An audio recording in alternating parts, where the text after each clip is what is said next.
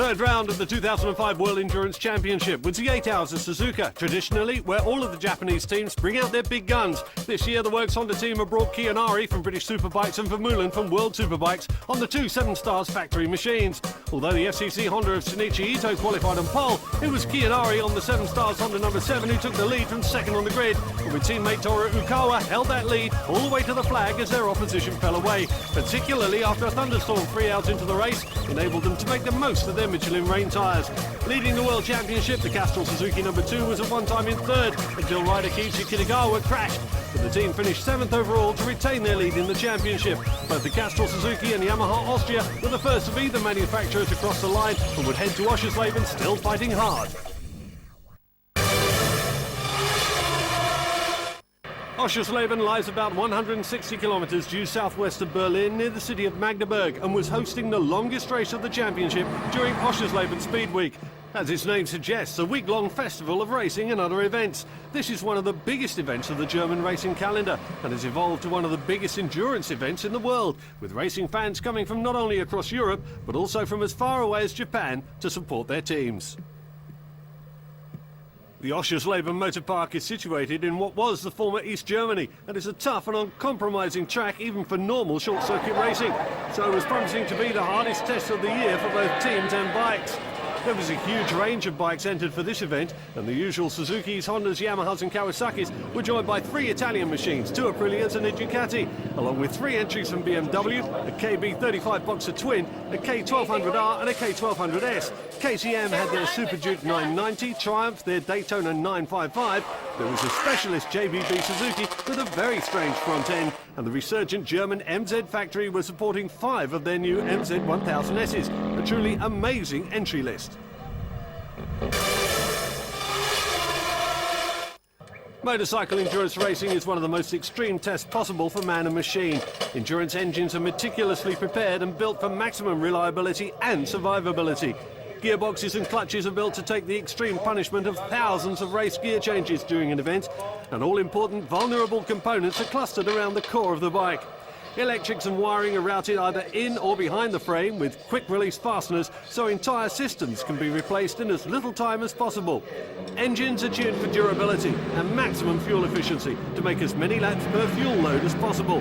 Control levers and footrests all have break-off points so that studs would remain after a crash and the controls could be used to get the bike back to the pits. Bodywork is attached with break-off fasteners so it can be replaced quickly, and subframes are specially made from material that bends and doesn't stress the frame in an accident.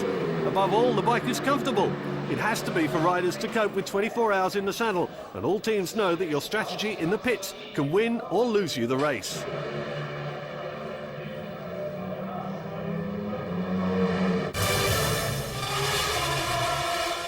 About pit strategy, like you told, first the composition of the team is very important. So first is the speed, but one important thing is also the gear shifting system every rider have, racing system, road system. So all 3 riders or all 4 riders have to use the same system. So we will not lose any time in the pits during the races. So you have 4 mechanics on the bike, you have 1 refueling crew, you have timekeeping crew, and main important normally pit stop, standard pit stop is about changing wheels, refueling, cleaning the windscreen, for example, and adjusting of the chain, and our check of oil level, and this is it. If the bike have quick change systems for crash parts, very important that you can change your radiator in 2 minutes. This is very important because if there is a mass crash, for example, the team will win who can is the fastest for repairing. We need about 9 seconds for changing the wheels, and when you begin to refuel, you are not allowed to change anything on the bike. So you have only a few seconds. If a rider comes in and cry, I need rain tire, I need intermediate, I need more preload, for example, so you adjust this. But normally when you are good prepared, you go in the race, the bike is ready for the race, so you don't have to adjust anything. We had problems in the past that the wheel does not fit, or you have no air in your system, or the refueling system has a problem.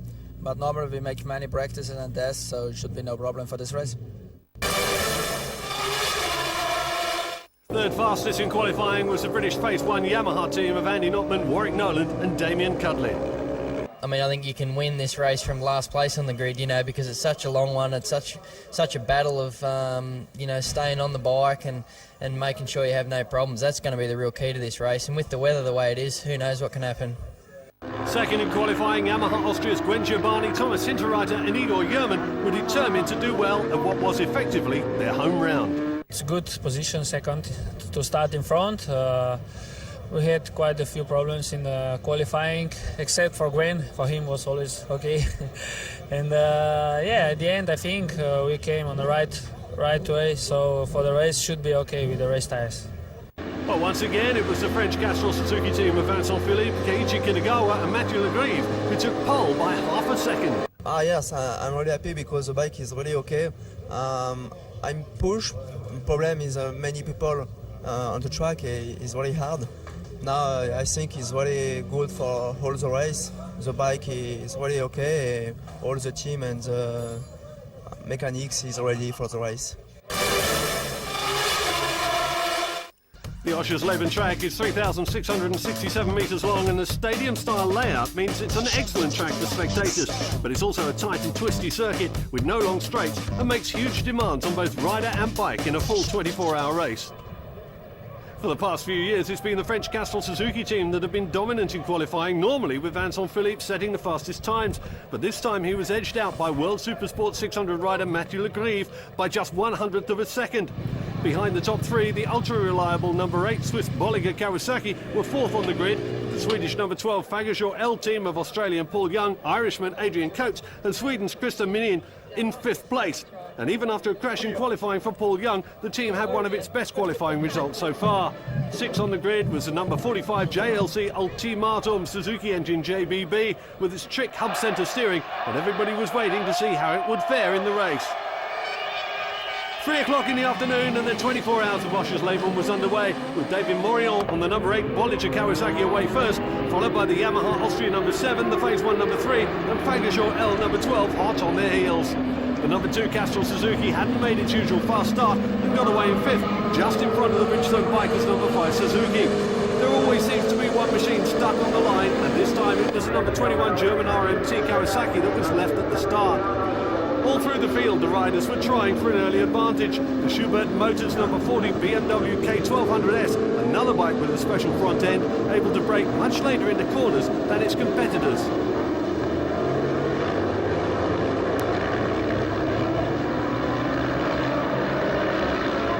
Out in front, Gwen Giovanni and David Morion were already 2 seconds ahead of Nolan on the Phase 1 number 3, with the red Yamaha closing on the Kawasaki at every corner. Behind them, the Castrol Suzuki have moved up to start to challenge Phase 1 for third, but they were 24 hours ahead, and the top teams would not be taking any early risks. Behind them, the hub centre JLC number 45 has slotted into 7th, with the 6660 Diablo Kawasaki right behind, No Limits number 44 Suzuki and the Czech number 14 Makamoto Yamaha in 9th and 10th.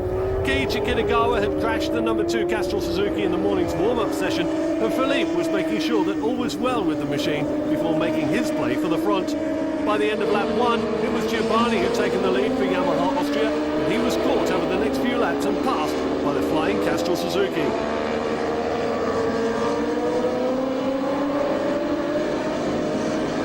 Lap 5, the number 55 MSC Adenauer Aprilia Tuono was smoking badly, dropping oil both into and out of corners. And it was a long time before the rider knew what was happening, but it was way too late, and only a matter of time before the leaders hit his spilt oil.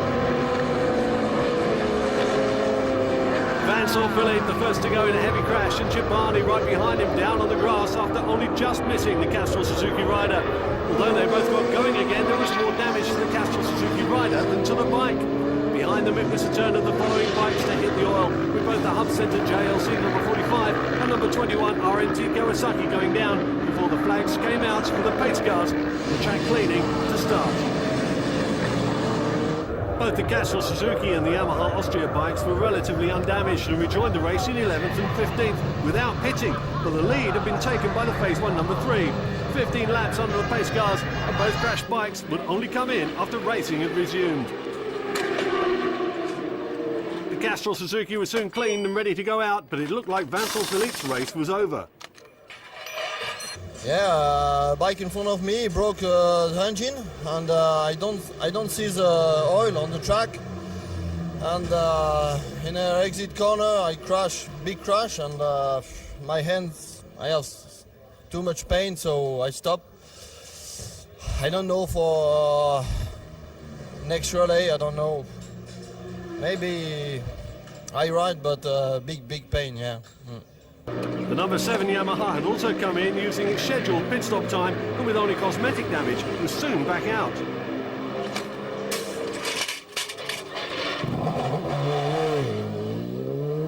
And I was just following Vincent Philippe. I was careful when Vincent Philippe lost his rear wheel and I got a high side. The problem was Vincent Philippe on my right and the bike on the left. I don't know where to go. I go in the grass and I crashed also.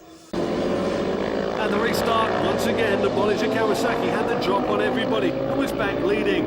The ever-improving Bridgestone Bikers number 5 in second, Phase 1 in third, Yamaha Austria 4th, Diablo 5th, and the Swedish Fagershore L Suzuki in 6th, with Castrol Suzuki fighting back hard in 9th place.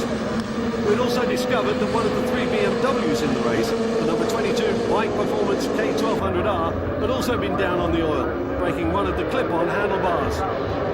But 40 minutes behind the pace cars was a lifetime for the riders, and all that restrained energy was let loose once more. There was still 23 hours of racing to complete.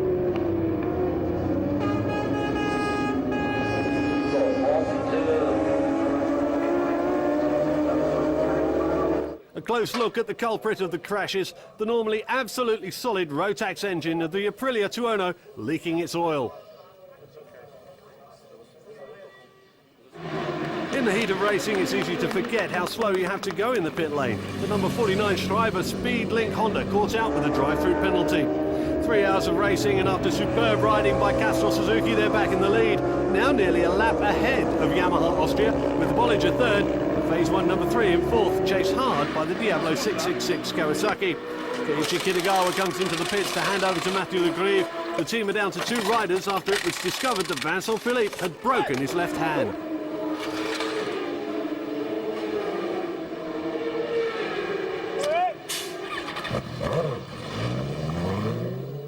Yeah, Vincent broken after Mathieu and me to ride 24 hours. Too difficult, but consistent pace.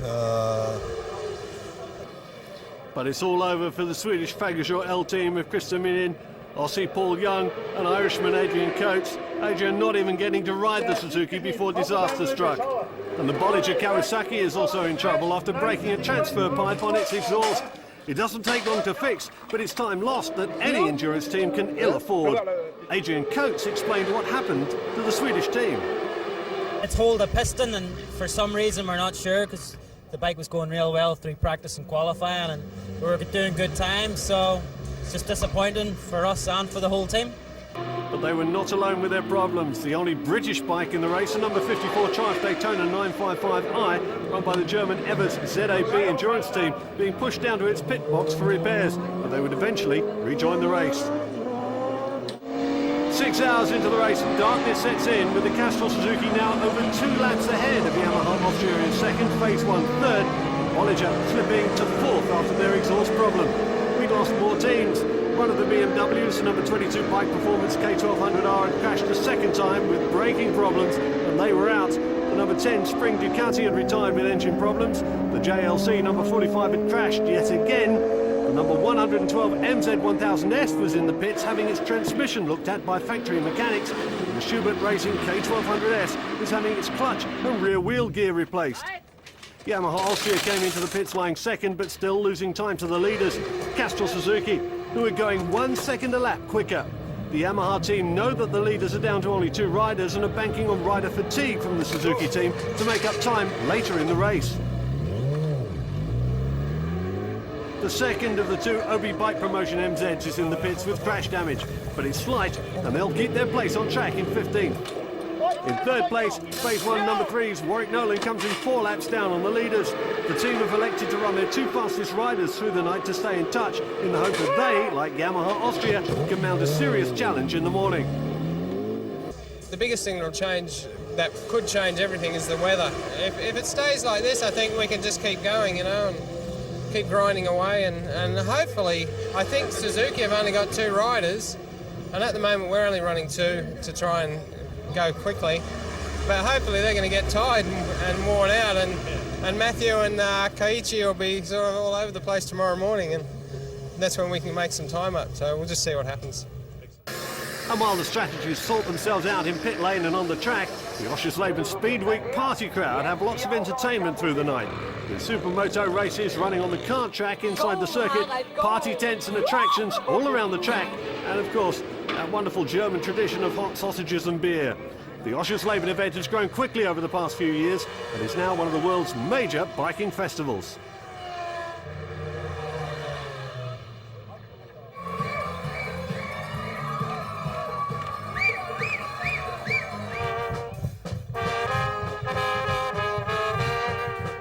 The race fans might be having fun through the night, but in the pits, the teams try to get as much rest as possible, even through the firework display, as they know that the toughest part of the race still lies ahead. Racing through the night has its own unique problems, and concentration is at a premium. The Oshersleben track is an unlit circuit.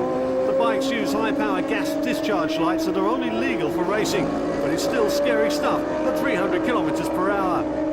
On track, the Suzuki Austria team had got into the top 10 for the first time in 9th, just in front of the Aprilia Motociclismo test team number 9. There were a number of small crashes in the darkness, the Croatian Valvoline Promoto team having 2 different bikes running, the number 24 Kawasaki in 19th, but the 25 Suzuki in and out of the pits and down in 33rd. Project Team Honda number 20 was still trying to recover from mechanical problems 3 hours into the race, and were trying to fight up the order from 29th.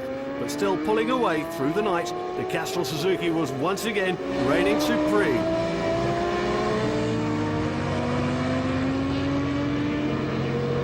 Dashing the hopes of both Yamaha Austria and Phase 1, both Kitagawa and Legrive weren't slacking the pace at all on the Suzuki and were both doing consistent fast laps in the dark. Team manager Dominique Mayond was the one person in the Suzuki pit that would get no rest. Then disaster for the Shell Academy juniors. The number 6 bike in the pits after rider Calvin Hogan had crashed, almost collecting the senior number 3 in the process. The pace car had come out while the number 6 was recovered, and in the pits the damage was assessed. It wasn't long before they were back out and once again in the fight, but they lost their top 10 position. We've had 3 crashes on the junior bike, the Shell Academy bike. 2 from Hogan and 1 from Ben Wiley.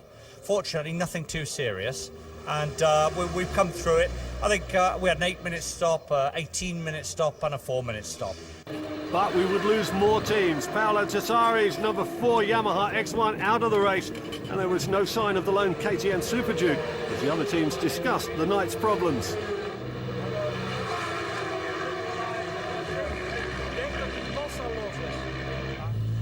Through it all, the joint effort of Bolliger and Diablo 666, who share both pits and mechanics, was keeping them in touch. Bolliger in 4th and Diablo in 5th.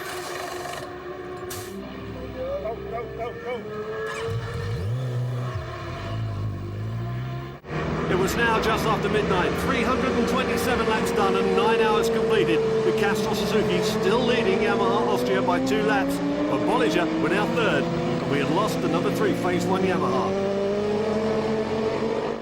In the pits, the damaged number 3 was not being worked on, and it was clear that something terminal had happened. Everything was going to plan, you know. We were on the pace and sitting in 3rd spot. I think we made a fair bit of time up to Austria in the night stint, and you know, everything was looking good. And unfortunately, we've just had a mechanical problem with the bike, and it's put us out of the meeting, which is, you know, really, really disappointing. It was a suspected crankshaft failure that did the damage to Phase 1's hopes, but the number 6 was still running and climbing up the standings. As dawn started to break over the track, the Castrol Suzuki number 2 had extended its lead despite only having 2 riders, and they were now 4 laps ahead of Yamaha Austria, with the Bolliger Kawasaki 11 laps off the leaders and 6 laps in front of Diablo 666. But disaster was now about to strike the 2nd place machine, Yamaha Austria. Dom crashed at the chicane, at the high side, and it's impossible to move the bike. So he came back without bike and we have to abandon. It was a sad day for one of the most colourful teams in the paddock. Just after 9 in the morning, the rain started, but now the Castrol Suzuki was 16 laps ahead of second place Bolliger Kawasaki, and it was now possible to give both Le Grieve and Kitagawa some rest after sending out Vincent Philippe. Dominic Meillan, the team manager, said me cool on the board, so I stay cool on the bike, just ride and ride. And yes, my hand it's difficult. I have big pain, and but it's okay to finish the race. Vincent's swollen hand conceals an extremely painful broken metatarsal bone, but he needs to race to give his teammates some rest. The rain that started after 18 hours was starting to get heavier and had slowed the pace down, but even after getting very little rest and having to ride in dangerous conditions, the Castrol Suzuki was still pulling away from the Bolliger number 9, now 18 laps behind the leaders, as World Supersport 600 rider Le Grieve continued to push the pace. Down in 35th place, the ever ZAB Triumph was racing to finish. That was the aim of the riders and pit crew in the toughest challenge of the year. And the German team were keeping their spirits up with some very British pit stops.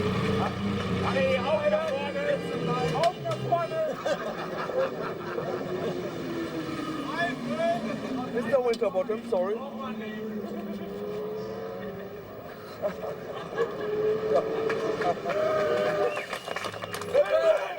In third, Diablo 666 were 14 laps behind second place Bolliger and the same distance in front of the No Limit Suzuki in fourth.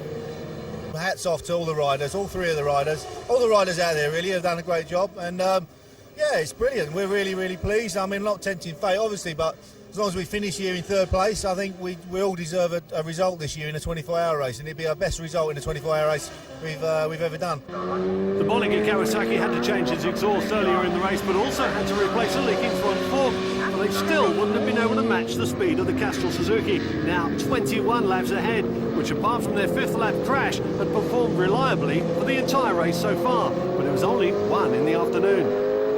2 now after. no finish. There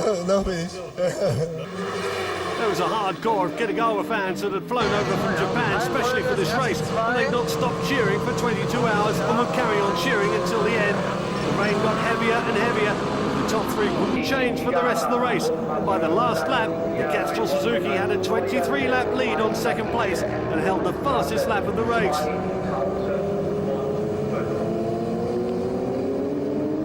With only seconds before the end of the race, the Castrol Suzuki team were waiting to welcome their rider home and celebrate as the winners of the 2005 World Endurance Championship.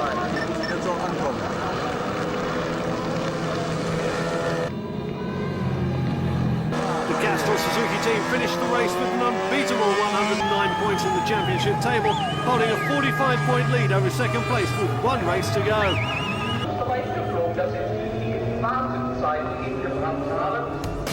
A massive 23-lap lead by the end of the race, but good results for the other teams as well, and Aprilia breaking into the top 10 for the first time. Steve Mizera, Russell Baker and James Hutchins get their first podium in a 24-hour event. Ecstatic. I don't know quite how to explain it. It's the second year our team has been running in this championship, so we're very new, and to be running third in the championship is unreal. I can't explain my happiness, and also my appreciation to all the team that brought us here. I'm really just over the moon.